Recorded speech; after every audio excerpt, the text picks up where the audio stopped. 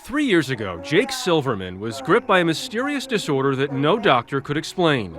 The 11-year-old was wheelchair-bound and bedridden, his muscle cramps and spasms so painful he couldn't walk or even sleep. We were seeing doctor after doctor, and this is a stack of business cards of all the doctors that we saw, and no answer. Jake's parents, Nancy and Jeff Silverman, agonized over the case. He only lost it one time. What happened? I said to him, Jake, you know, because it would just come on. I'd be like, Jake, are you sure? Like, you really can't, like, get up and you can't walk. And it was so hard to believe. And he just looked at me and said, Mom, don't doubt me.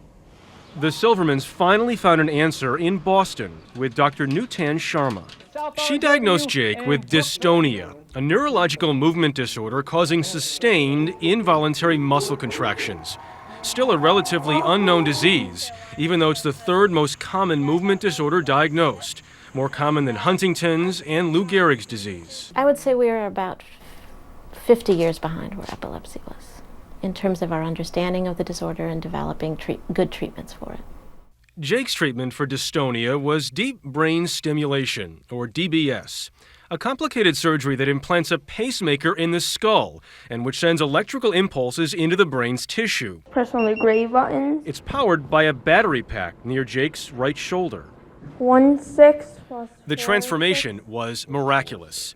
Jake is now out of a wheelchair and back in school. Did you make that drawing? No, my mom's friend did.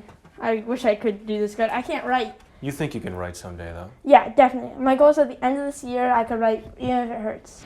But DBS only masks the symptoms. It does not cure the disease for patients, which is why Jake and his parents are trying to get the word out about solving the root cause of dystonia. They've been helped along by an entire community, including neighbor David Gardner, who founded Jake's Ride for Dystonia Research. The event is publicized with painted bikes all over the Silvermans' hometown of Short Hills, New Jersey. And so far it's raised $600,000. That's a ton of money. This ride has been very helpful for Nancy and me as well, because fighting back empowers you. These days, only 2 years after he could barely make it around the block, Jake is riding in the 5-mile race. He's getting better, his town is getting behind him, and they hope with help, researchers are getting closer to a cure.